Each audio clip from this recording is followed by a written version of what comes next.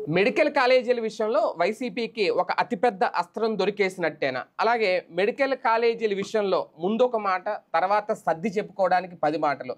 చివరికి మండలిలో చర్చకు పట్టుపట్టి మండలి బయట నిరసనలు వ్యక్తం చేసిన పరిస్థితి. ఎందుకంటే వాస్తవానికి అసెంబ్లీలో గనక వైసీపీకి ఆ బలం ఉంటే ఆ పని అసెంబ్లీలో చేద్దురు వైసీపీ ఎమ్మెల్యేలు అందరూ.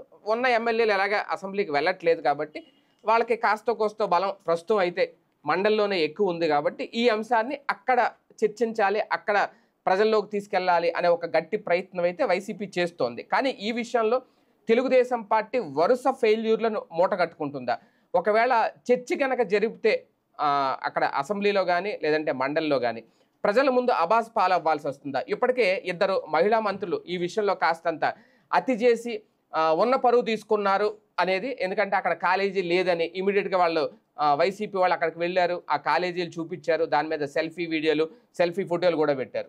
ఇప్పటికే అక్కడే సగం పరువు తీసుకున్నారు, మళ్ళీ కూడా ఇక్కడ ఉన్న పరువు పోబోతుందా అంటే? కానీ మెడికల్ కాలేజీల విషయంలో 2 పక్షాల మధ్య అసలు చర్చ జరుగుద్దా, ఒక కొలిక్కి వస్తుంది ఈ అంశం రాదనేది కూడా ఇప్పుడు ఒక అతిపెద్ద చర్చ. ఇదే అంశం మీద చర్చించే ప్రయత్నం చేద్దాం సార్. ఒక రకంగా వైసీపీకి ఇది ఒక మంచి ఇదవుతుందా? రేపొద్దున్న భవిష్యత్తులో ఇదే అంశం ప్రజల్లోకి తీసుకెళ్ళడం, దీని ద్వారా ప్రభుత్వం మీద వ్యతిరేకత తీసుకొచ్చే ప్రయత్నం, మండలిలోకి వచ్చేసరికి మాత్రం వెనక్కి తగ్గుతున్నట్టు ఏమన్నా అనిపిస్తుందా ప్రభుత్వం చర్చకు? ఒక ప్రభుత్వం దిగిన తర్వాతన ఒక కారణంతోనే ఓడిపోతుంది, ఒక కారణంతోనే ఇంకో పార్టీ అధికారంలోకి వస్తుంది అయితే కనుక ప్రజాస్వామ్యంలో జరగదు. 100 కారణాలు ఉంటాయి. ఇప్పుడు జగన్ దిగిపోవడానికి 100 కారణాలు ఉంటాయి. అట్లాగే ఈ ఒక్క కారణంతో ప్రభుత్వం దిగిపోయేది ఏముంటుంది? మన దేశంలో అంత చైతన్యం ఉంటే ఎప్పుడో మార్పులు అద్భుతంగా జరిగి. మన దేశంలో చైతన్యం కాదు, మూర్ఖత్వం ఎక్కువ ఉంది. ఎస్పెషల్లీ దక్షిణాది రాష్ట్రాల్లో కుల మూర్ఖత్వం ఉంది, వ్యక్తి మూర్ఖత్వం ఉంది. నిజాయితీగా మాట్లాడడం చచ్చిపోయింది, అబద్ధాలని అందంగా మలుచుకోవడం ఎక్కువైపోయింది. ఓపెన్గా అబద్ధం అని తెలుస్తున్నా సరే దాన్ని నిజమని చెప్పి నమ్ముకుంటున్నటువంటి పరిస్థితులు ఉన్నాయి. ఓపెన్గా తప్పు జరుగుతుందని తెలిసినా సరే మావాడు చేస్తే తప్పు కాదు అనేవాళ్ళు ఒక బ్యాచ్, ఏం వాడు తప్పు చేసినప్పుడు లేదా వాడు చేశాడు కాబట్టి మావాడు చేస్తే తప్పు ఏంటి అనేది ఇంకొక బ్యాచ్. ఇట్లా ఉన్నప్పుడు ప్రజాస్వామ్యంలో ఇంకా విలువేముంది ఇట్లాంటి వాటికి? ఖచ్చితంగా మెడికల్ కళాశాలలు ప్రైవేటీకరణ నిన్న కూడా సమర్థించుకుంటున్నారు.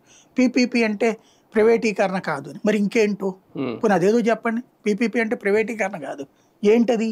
ప్రభుత్వం వెళ్ళి అక్కడ డీన్ పెడతారా? ఇప్పుడు ప్రభుత్వ మెడికల్ కళాశాలలో దగ్గరగా ఎన్ని పోస్టులు ఉంటాయి? కనీసం 300-400 పోస్టులు ఉంటాయి. ప్రొఫెసర్లు కావాలి కదా, అలాగే స్టాఫ్ ఉంటారు కదా. ఇప్పుడు ఒక్కొక్క కాలేజీకి దానికి అనుబంధంగా ల్యాబులతో పాటుగా హాస్పిటల్లో స్టాఫ్ ఉంటారు కదా, డాక్టర్లు ఉంటారు కదా. 300 పడకలంటే ఎంతమంది డాక్టర్లు ఉండాలి? ఈ మొత్తం లెక్కేసుకుంటే కనీసం ఒక 1000 ఉద్యోగాలు ఉంటాయి. 1000 ఉద్యోగాలు అన్నీ కలిపి. ఏది ల్యాబ్, తర్వాత డయాగ్నోసిస్ సెంటర్లు ఉండాలి అక్కడ. అట్లాగే వీళ్ళని తరలించేందుకు స్టాఫ్ ఉండాలా, బాయ్స్, నర్సులు, డాక్టర్లు. ఇదంతా కలిపితే ఎంత వ్యవస్థ? ఒక 1000 మందికి ఉద్యోగాలు దొరుకుతాయి, ప్రభుత్వ ఉద్యోగాలు దొరుకుతాయి. 18-17 కళాశాలలు అంటే 17,000 ఉద్యోగాలు. మెడికల్లో 17,000 ఉద్యోగాలు, ప్రభుత్వ ఉద్యోగాలు కోల్పోయినట్టు కాదు అది. అది మరి దాన్ని ఎందుకు చర్చించట్లేదు అసలు ఎవడు కూడా? అంటే దాంతో పాటు దాని అనుబంధంగా మెడికల్ షాపుల, హోటల్ లోపల ఇవన్నీ ఏర్పాటు చేయాలి కదా. ఇవన్నీ కలిపితే ఉపాధి అవకాశాలు అన్నీ కలిపితే కనీసం 30-40 వేల మందికి ఉంటుంది కదా. ఎందుకు? ఇప్పుడు దాంట్లో కూడా భోజనాలు అవి పెట్టాలా, డెలివరీలు వీళ్ళకి చేసినటువంటి వాళ్ళకి ఈవెన్ ఆరోగ్యశ్రీ పెడతామంటున్నారు కదా, అది కూడా పెట్టాలి కదా. వాళ్ళందరికీ కూడా భోజనాలు పెట్టాలంటే మళ్ళీ దానికి సర్వీస్ చేసేటటువంటి వాళ్ళు ఇవన్నీ ఉంటారు కదా.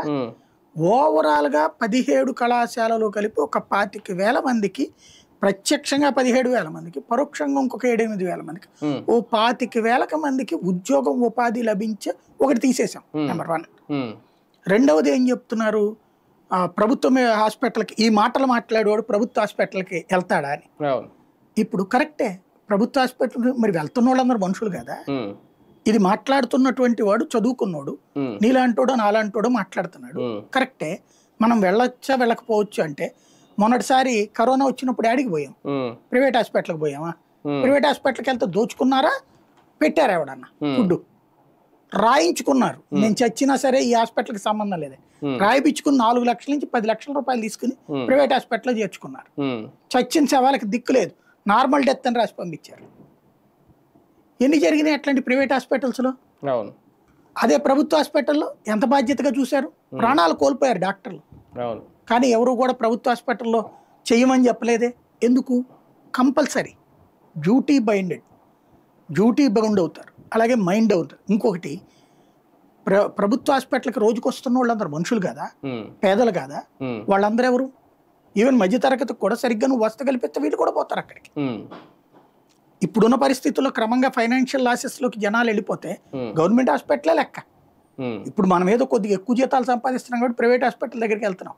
కానీ మనం మొదటి నుంచి ఎక్కడ చూపించుకున్న వాళ్ళం ప్రభుత్వ హాస్పిటల్లోనే కదా. నేను ఈవెన్ జర్నలిజం ఫీల్డ్లోకి వచ్చా కూడా ప్రభుత్వ హాస్పిటల్ డాక్టర్ దగ్గరికి, నా పంటికి ప్రాబ్లం వచ్చినప్పుడు ప్రభుత్వ హాస్పిటల్లో చేయించుకున్నాను నేను. తర్వాత వేరే ప్రాబ్లం వచ్చినప్పుడు వేరే డాక్టర్ దగ్గరికి వెళ్ళి, అది కూడా వేరే తెలిసిన ఆయన పంపిస్తే ఇక్కడ ప్రభుత్వ ఆసుపత్రిలో చూపించుకుని చేయించుకున్నాను. అట్లాగే ఏదైనా ప్రాబ్లం వచ్చినప్పుడు ప్రభుత్వ డాక్టర్ దగ్గరికి మాట్లాడుండేవాడిని. తర్వాతన మనం ఏది ఇన్పేషెంట్ దాడినప్పుడు గవర్నమెంట్ హాస్పిటల్లో ఫెసిలిటీస్ ఉండట్లేదు కాబట్టి ప్రైవేట్ హాస్పిటల్కి వెళ్తున్నాం. ఏది ఇన్పేషెంట్ అంటే రూమ్ కావాలి, రూమ్తో పాటుగా చూసుకునేందుకు స్టాఫ్ ఉండాలి, అది తగిన విధంగా ఉండట్లేదు కాబట్టి ప్రైవేట్ హాస్పిటల్. మరి ఇప్పుడు డెలివరీస్ ఎక్కువగా ప్రభుత్వ ఆసుపత్రిలోనే జరుగుతున్నాయి కదా, డెలివరీస్ జరుగుతున్నాయి కదా, ప్రసూతి వైద్యశాలలు ఉన్నాయి కదా, ప్రభుత్వ ఆసుపత్రిలో డెలివరీ వార్డులు ఉన్నాయి కదా, నడుస్తున్నాయి కదా. అక్కడ ఎంతమంది మనుషులు ఉంటారు? ఓవరాల్గా ఒక ప్రభుత్వ ప్రైవేట్ హాస్పిటళ్లకు ఉన్న తేడా తెలియదు అనుకుని సాధారణ ప్రజలకు తెలియదా? పీపీపీ అంటే అది కాదు, మరి ఏంటి అంటే నిర్వహణ ప్రైవేట్ అంట. నిర్వహణ ప్రైవేట్ వాడు డబ్బులు తీసుకొచ్చి ఊరికనే ఇస్తాడా? అంటే ఇప్పుడు నీ దగ్గర డబ్బులు లేవంటివి, డబ్బులు వాడు పెడతాడంట, నువ్వు డబ్బులు పెట్టేవాడు ఎవడన్నా లాభం కోసం పెడతాడా? సరే తీసుకోండి అని దానం చేస్తాడా? దానం చేసేటట్టయితే ఇంకా ఆడేందుకు ఆ పేరు పెట్టు. పీపీపీ విషయంలో లోకేష్ గారు చెప్పిన వ్యాఖ్యలను ఒక రకంగా పరిగణలో తీసుకుంటే ఆయన అన్నది ఏంటి, ఇప్పుడు రోడ్లు వేస్తున్నాం పీపీపీ విధానంలో, విమానాశ్రయాలు కడుతున్నాం పీపీపీ విధానంలో, అది ఎలా చేస్తాం ఇలాగే చేస్తాం, ఇక్కడ ఆస్తులు అంటే స్థలాలు ఏమి వాళ్ళ పేరు మీద రిజిస్ట్రేషన్ చేయట్లేదు, వాళ్ళకేం దారాదత్తం చేసేయట్లేదు, అలాంటప్పుడు ఎందుకు ఎంత రాద్ధాంతం అని అంటే ఆయన ఎయిర్పోర్ట్ తీసేసుకోమనండి, ఎయిర్పోర్ట్ వెనక్కి తీసేసుకోమనండి. ఎయిర్పోర్ట్లో ఎయిర్పోర్ట్ ఒళ్ళు బలిసిన వాళ్ళు వెళ్తున్నారు లేదా ఎగువ మధ్య తరగతి వెళ్తున్నారు కాబట్టి తెలియట్లా. ప్రతి విమానం టికెట్ మీద ఉంటుంది. జిఎంఆర్ ఉందనుకోండి, 1000 రూపాయలు అంత ఛార్జ్ ఉంటుంది.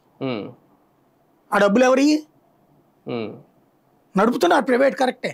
నువ్వు నడపలేకపోతున్నావు, వాళ్ళు నడుపుతున్నారు, కరెక్టే. అదేంటి డబ్బులు వెళ్తున్నాయా లేదా? అదే డబ్బులు నువ్వు సంపద సృష్టి అనుకుంటున్నప్పుడు అదే అంటుంది సంపద ఆడేవాడికి. ఇప్పుడు ఆ స్థలం ఏమన్నా నువ్వు వెనక్కి తీసుకుంటావా? తీసుకోగా. ఒకళ్ళ నుంచి ఇంకోళ్ళకి మేనేజ్మెంట్ మారుతుంది, అంతేగా. మరి ఆ భూమి ఎవరిది? ప్రజలది కదా. ఎంతకు తీసుకున్నావు నువ్వు? 4-5 లక్షలకే కదా తీసుకుంది. ఇచ్చింది ఎంతకి భూమి? అది నేను అనేది అదే అనేది ప్రభుత్వం తీసుకుంటుందా అని అడుగుతున్నా. ఇప్పుడు 100 ఏళ్ళకో ఎంతకో లీజుకి మొన్న 99 వయసు. మరి 100 ఏళ్ల తర్వాత నువ్వు బతుకుంటావు, నేను బతుకుంటానా? మనకి యాజ్ ఫర్ నామ్సే 7 ఏళ్ల పైబడి ఉంటే కనుక తీసుకోవడానికి. ఎక్కడో ఎందుకండి, విజయవాడ దుర్గా మల్లేశ్వర గుడికి సంబంధించినటువంటి ల్యాండ్ సిద్ధార్థ మహిళా కళాశాలకి ఇచ్చారు. ఎస్డిఎస్ఎం మహిళా కళాశాల దాని పేరు, శ్రీ దుర్గా మల్లేశ్వర స్వామివారి మహిళా కళాశాల, ఎస్డిఎంఎస్ కాలేజ్ అంటారు. ఆ భూమి వెనక్కి తీసుకోగలిగారు వీళ్ళు. దాని మీద కోర్టుకు వెళ్ళి, సుప్రీం కోర్టుకు వెళ్ళి కూడా మేము ఇంతే లీజ్ ఇస్తాం తీసుకోండి. ఇప్పుడు ఎంత ఇస్తున్నారు? 25,000 50,000 ఇస్తున్నట్టున్నారు. ఏదో 1,00,000 ఇస్తారు. ఆ ఏరియాలో 1,00,000కి వస్తుంది. అదేమంటే ఒకప్పుడు ఏమీ లేదు కదా అంటారు. ఎస్ కరెక్టే, ఆ రోజు నువ్వు వినియోగించుకున్నావు, పోనీ పెంచాలిగా అప్పుడు నువ్వు. తర్వాత పెంచుతున్నావు నువ్వు లేదా? నువ్వు మిగతా బోల్డ్ అంత భూమి ఖాళీ ఉంది కదా, అది గుడికి ఇచ్చేసిన అమ్ముకున్న బోల్డ్ అంత వస్తుంది కదా, లేదా అక్కడ ఏ బిల్డింగ్లో కట్టుకున్న బోల్డ్ అంత డబ్బులు వస్తాయి కదా, అది తీసేద్దాం పోనీ దేవాదాయ శాఖది అనుకుందాం. ఇప్పుడు ఇదే ప్రభుత్వ కళాశాల 99 ఏళ్ళకి లీజుకి ఇచ్చాక నువ్వు వెనక్కి తీసుకోగలుగుతావా? ఇంతవరకు అట్ట వెనక్కి తీసుకున్నావు ఉన్నాయా ఏమన్నా? ఇచ్చేసిన తర్వాత లీజుకి మరి ఎవరిని మోసం చేస్తారు?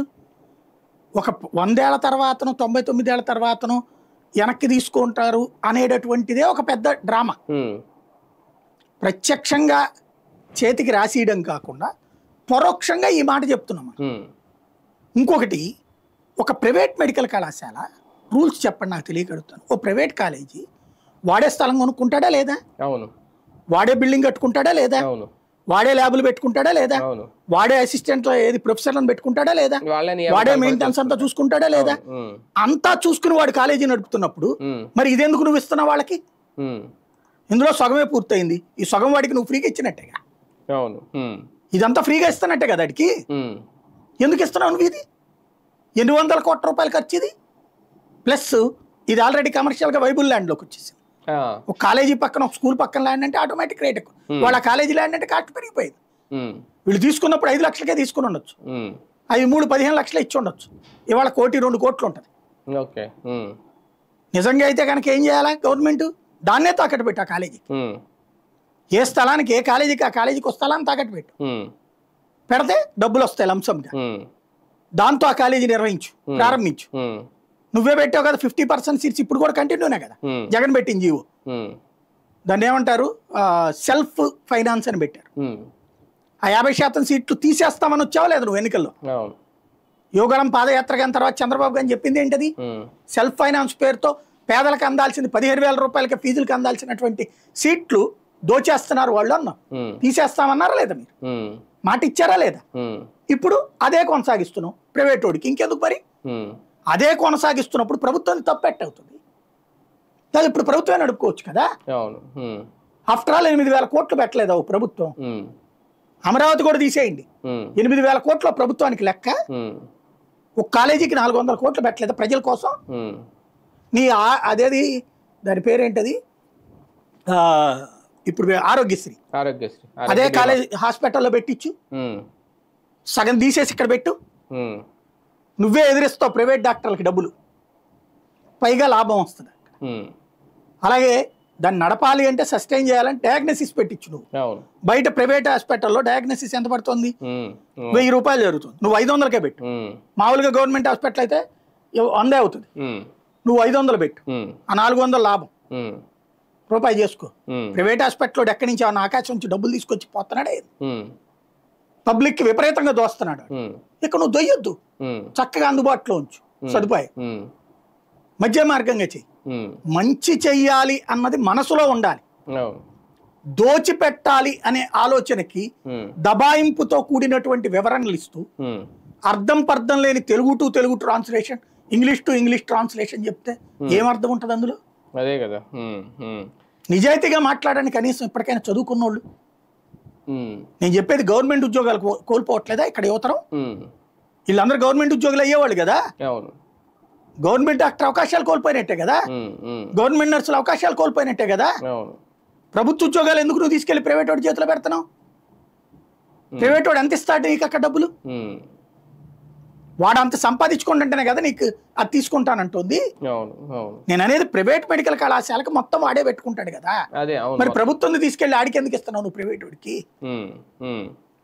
వాడు నిర్వహిస్తాడు. ఎస్, ఆయన చెప్పినప్పుడు బస్ స్టాండ్ లో అది ఈయన చెప్పే ప్రైవేట్ పబ్లిక్ పార్టిసిపేషన్, మరి ఆయనకి తెలుసో లేదో, ఒరిజినల్ గా public private participation railway station లో టాయిలెట్లు కట్టి ఓ ప్రైవేట్ వాడికి అప్పచెప్తారు. కట్టేది రైల్వేనే కాంట్రాక్టర్ ద్వారా, అది మెయింటెనెన్స్ ప్రైవేట్ వాడు చూస్తాడు. అట్లాంటిది నువ్వు ఇక్కడ చేస్తే దేవుడివి, హ్యాట్స్ ఆఫ్. అట్లాగే ఒక రైలు బస్ స్టాండ్లో కూడా అట్లాగే టాయిలెట్స్ పెట్టారు, పెయిడ్ టాయిలెట్స్ పెట్టారు. ఇప్పుడు అక్కడ నువ్వు టాయిలెట్ ఓ పక్కన కారిపోతున్నా డబ్బులు తీసిస్తే గానీ లేదు రైల్వే స్టేషన్ కానీ బస్ స్టాండ్ లో. దాంతో పాటు ఓపెన్ కూడా ఉందంటారు, అక్కడ ఎవడు పట్టించుకోడు, అక్కడ దరిద్రంగా ఉంటుంది మెయింటెనెన్స్. అక్కడ నీ సర్వీస్ వదిలేసావు కదా నువ్వు.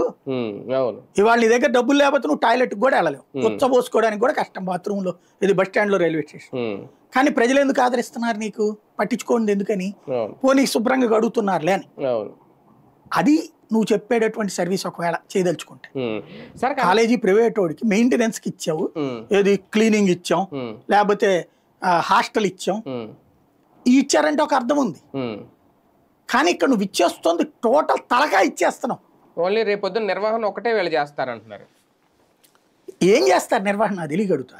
అదే అన్న, ఇప్పుడు నిర్వహణ అంటే సార్ రేపొద్దున రిక్రూట్మెంట్స్ దగ్గర నుంచి వీళ్ళకి అందించే వైద్య సేవల దగ్గర నుంచి నియామకాల దగ్గర నుంచి ఇదంతా నిర్వహణలోకే వస్తుంది కదా. ఇదంతా ప్రభుత్వమే చూసుకున్నప్పుడు ఇంకా ప్రైవేట్ ఎలా అవుతుంది? ఏది చూస్తుంది ప్రభుత్వం? నిర్వహణ అంతా మెడికల్ కళాశాలలో ద్వారా జరుగుద్ది అంటున్నారు కదా సార్. నిర్మాణం పీపీపీ ఎందుకు ఇంకా నాకు అర్థం కాల. ఇప్పుడు అంటే నిన్న ఈయన చెప్పింది అదే కదా లోకేష్ గారు చెప్తున్నది సభలో. అది పూర్తిగా అర్థమయ్యేలా చెప్పట్లేదు. పీపీపీ అంటే ప్రైవేటు నిర్మాణం నిర్వహణ, దాంట్లో ఏదో తెలుగు టు తెలుగు ట్రాన్స్లేషన్లో ఏదేదో చెప్తున్నారు. నిర్మాణానికి పీపీపీ ఎందుకు? కాంట్రాక్టే కడతాడు అక్కడ. వాళ్ళ కాంట్రాక్ట్ మేము కట్టించుకుంటాం అంటే గుడ్, కట్టించు. కాలేజీ ప్రైవేట్ వాడికి ఇస్తున్నాం. అలాంటప్పుడు మరి టెండర్లు పిలవాల్సిన అవసరం లేదు కదా. ఇప్పుడు నిర్మాణాలు ఇవ్వాలనే కదా ఇప్పుడు టెండర్లు పిలుస్తున్నారు వీళ్ళు. అదే చెప్పేది, తాత్కాలికంగా డైవర్షన్, అంత మించేం లేదు. పీపీపీ కింద ప్రైవేట్ కాలేజీని వచ్చి దాంట్లో నిర్వహణలో ఏం పెట్టారు మీరు కండిషన్స్? గవర్నమెంట్ మెడికల్ కాలేజీకి వెళ్ళండి. గుంటూరు మెడికల్ కాలేజీ ఉంది, విజయవాడ సిద్ధార్థ మెడికల్ కాలేజీ ఉంది. ఆనాంశే ఇక్కడ అమలు చేస్తారా? అక్కడ అన్ని సీట్లు ఇవే ఉంటాయి, ఎన్ఆర్ఐ సీట్లు విదప్పించి రిజర్వేషన్ మిగతా అన్ని నడుస్తాయి. ఇక్కడ అట్లాగే పెడతారా? పెట్టండి. అసలు మీకు దేవుడు అంతే మీరు. సిద్ధార్థ మెడికల్ కళాశాల, గుంటూరు మెడికల్ కళాశాల, ఇవి రెండు గవర్నమెంట్ హాస్పిటల్స్, గవర్నమెంట్ మెడికల్ కాలేజీలే కదా. ఆ రెండిట్లో ఏం ఫెసిలిటీ ఉందో, ఎలా సీట్ల అడ్మిషన్స్ ఉంటుందో, ఎలా జాబ్స్ ఉంటాయో అట్లాగే ఇవ్వండి. అప్పుడు అసలు ఇంకొకటి మాట్లాడే హక్కే లేదు.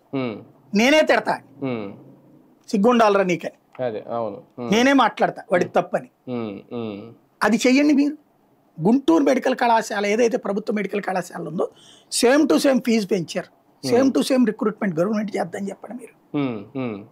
ఓ రకంగా మంచి నోట్లోకి వచ్చిన ముద్దది, మనం ఊస్తుంది నోట్లోకి వచ్చిన ముద్దని. ఇంకోటి వీళ్ళు ఏదో అంటున్నారు సగం కట్టారు, పావు కట్టారు. మీరు 2014 నుంచి సెంట్రల్ గవర్నమెంట్ ఇన్స్టిట్యూట్స్ వచ్చినాయి కదా, డైరెక్ట్ కట్టేశారా? ఆకాశవాణి బిల్డింగ్లు కట్టేశారా? ముందు వేరే కాలేజీలో కట్టించారుగా, చదివించారు కదా. ఆంధ్ర యూనివర్సిటీలో లేకపోతే వేరే కాలేజీల్లో, మచిలీపట్నంలో కాలేజీలో అట్లాంటి వాటిట్లో క్లాసులు పెట్టారుగా. పెట్టి ఆ తర్వాత బిల్డింగులు కడతా వచ్చారు.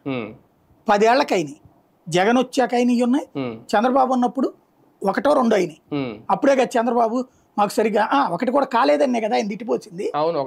ఎయిమ్స్ కూడా కాలేదుగా అప్పుడు, తర్వాతే కదా అయ్యింది, జగన్ వచ్చాకే కదా అయ్యింది.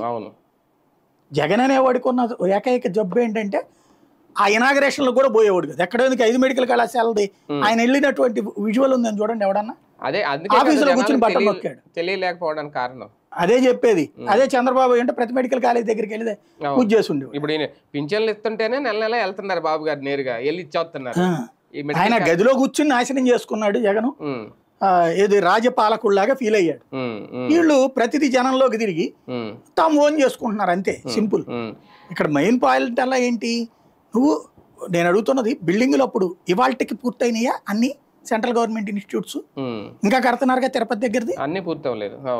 మరి అంటే 11 మీ ప్రభుత్వమే 5+ ఇప్పుడు ఏడాదిన్నర ఉండినే అవ్వంది. మరి అవి అవ్వలేదని చెప్పి వెనక్కి ఇచ్చేస్తామంటే మరి అయ్యని ఎందుకు ఇవ్వాలి సెంట్రల్ గవర్నమెంట్? నేను అడిగేది వెరీ సింపుల్. పీపీపీ కింద ఇస్తున్నారు, మరి ఎందుకు ఇవ్వాలా సెంట్రల్ ఎందుకు ఇవ్వాలా? అంటే వీళ్ళ హయాంలో ఇచ్చేస్తున్నారు కదా. ఇప్పుడు జగన్ హయాంలో 4 కూడా వెనక్కి ఇచ్చేస్తున్నారు కదా ప్రైవేట్.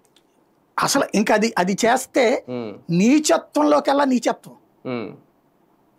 ప్రతి మధ్య తరగతోడికి మెడిసిన్ విలువ తెలుసు, ఇది గుర్తుపెట్టుకోవాలి. మధ్య తరగతి ఓట్లతో ఈ ప్రభుత్వం అధికారంలోకి వచ్చింది. అంత మాత్రం రివోల్ట్ అయిపోయి వ్యతిరేకంగా ఓటేస్తారు అనుకోండి. ఒక్కొక్కటి గుండెల్లో గుచ్చుతున్నారు మీరు. ఆ గుండెల్లో గుచ్చేది చాలా ప్రమాదకరం. కానీ వచ్చే సీట్లు ఎన్ని అనేది 150, కానీ దాని ఇంపాక్ట్ ఎంత చర్చ ఉంటుందో చూడండి మధ్య తరగతి. అవును. కానీ ఒకటిసారి మెడికల్ కాలేజీల విషయంలో తెలుగుదేశం పార్టీ అంటే రాజకీయ కోణంలో చూస్తే ఓకే, నేను ఆయన ఏదో మాట్లాడారు ప్రైవేట్కి ఇస్తారా పీపీకి ఇవన్నీ పక్కన పెడితే, టీడీపీలో ఉన్న నాయకులు కూడా కనీస అవగాహన లేకుండా సరిగ్గా హ్యాండిల్ చేయలేక ఉన్న పరువు తీసుకుంటున్నారు. ఒక మహిళా మంత్రి గారు ఏమో అసలు మొత్తం ఒక్క కాలేజీ కూడా కట్టలేదని మొన్న ఏదో గూగుల్ మ్యాప్ చేసుకుని చేశారు. ఇంకో మంత్రి గారు ఏమో సవిత గారు, ఆమెమో అనిత గారు, ఇద్దరు మహిళా మంత్రులు. ఆమె అంటే ఉషశ్రీచరణ వెళ్ళి అక్కడికి వెళ్ళి ఆ సెల్ఫీ వీడియోలు చూపించారు. మిగిలిన వాళ్ళందరూ వీళ్ళు ఎక్కడైతే పూర్తి చేశారో అన్ని చూపించారు, సగం నిర్మాణంలో ఉన్నవి, పూర్తయినవి, కాలేజీ సీట్లు కేటాయించినవి. కానీ వీళ్ళు మొత్తం 0 అని ప్రకటన చేసేసారు ముందుగా. ఇప్పుడు దాని మీద చర్చకి వెనకడుగు వేస్తున్నారు. అంటే ఇక్కడ హ్యాండిల్ చేయడంలో వైఫల్యమా, బ్లైండ్గా ఒక నాయకుడు ఏం మాట్లాడితే దాని వెనక వెళ్ళిపోవడం టీడీపీకి ఒక రకంగా ఈ అంశంలో నష్టం తెచ్చిపెడుతోందా? వాళ్ళట్ట నష్టం అనుకోరండి. బేసిక్గా ఉద్దేశం ఏంటంటే అదేం కాదు, చదువుకున్నోడికి తెలుసు వాళ్ళు కులం పేరుతో మన వెనకాల ఉంటారు, లేకపోతే మతం పేరుతో మన వెనకాల ఉంటారు, లేదా జగన్ మీద మనం సృష్టించిన ద్వేషం పేరుతో మన వెనకాల ఉంటారు. మనం ఏం చేసినా రైట్ అనుకుంటారు, రాంగ్ అనుకున్నా పోనీలే అనుకుంటారు. ఇది మధ్యతరగతి మీద వీళ్ళకు ఉన్న నమ్మకం. ఎందుకంటే మధ్యతరగతి ఎప్పుడు కన్ఫ్యూజన్లో ఉంటారు. వాళ్ళకు ఒక భ్రమ కల్పించాలి, మీ జీవితం రేపు బాగుపడిపోతుంది, ఎల్లుండికి మీరు అందరూ ధనవంతులు అయిపోతారు, కోటీశ్వరులు అయిపోతారని వాళ్ళు నమ్మరు. వాళ్ళు కూడా కానీ ఆడితో పోల్చుకుంటే ఇది బెటర్ లేరా అనే ఒక ఫీలింగ్ ని క్రియేట్ చేశారు. జగన్ మీద విపరీతమైన ద్వేషాన్ని సృష్టించారు. ఆ ద్వేషం వాళ్ళ మైండ్ లో ఉండిపోయింది కాబట్టి వాళ్ళతో పోల్చుకుంటే వీళ్ళు బెటర్ అనే ఫీలింగ్ తో ఉంటారు కాబట్టి వాళ్ళది ఈ సబ్జెక్ట్ లైట్. ఇకపోతే మన రాష్ట్రపు అక్షరాస్యత శాతం భారతదేశంలో అట్టడుగునున్నాం. అంటే 30% మంది ఆంధ్రులు చదువు లేని వాళ్ళు. వాళ్ళని వీళ్ళు మోసం చేస్తుంది. మన పార్టీలను నమ్మే మూర్ఖులు ఉంటారు, వాళ్ళని మనం మోసం చేస్తుంది. మన పార్టీ చేసేదంతా అద్భుతం లోకానికి, మిగతా పార్టీలో దుర్మార్గులని ఫీల్ అయ్యేటట్టు ఉంటారు. వాళ్ళకి ఏం చెప్పాలో చెప్తున్నారు వీళ్ళు. అంటే ఇందులో పరువు పోయేదేం లేదు వాళ్ళకి. అబద్ధాన్ని అద్భుతంగా నర్గళంగా చెప్పగలుగుతున్నప్పుడు పరువు గురించి ఆలోచించుకుంటున్నట్టు వాళ్ళు. అంటే ఉన్న వాటిని లేవని చెప్పడం, నిర్మాణాలు జరిగిన వాటిని లేదని నేను అనే పాయింట్, కళ్ళెదురుగుండా పింఛన్లు ఇచ్చారండి, లేకపోతే ఇంటి దగ్గరికి పరిపాలన వస్తేనే లేదు లేదా దోచుకోవడానికి అనలేదా?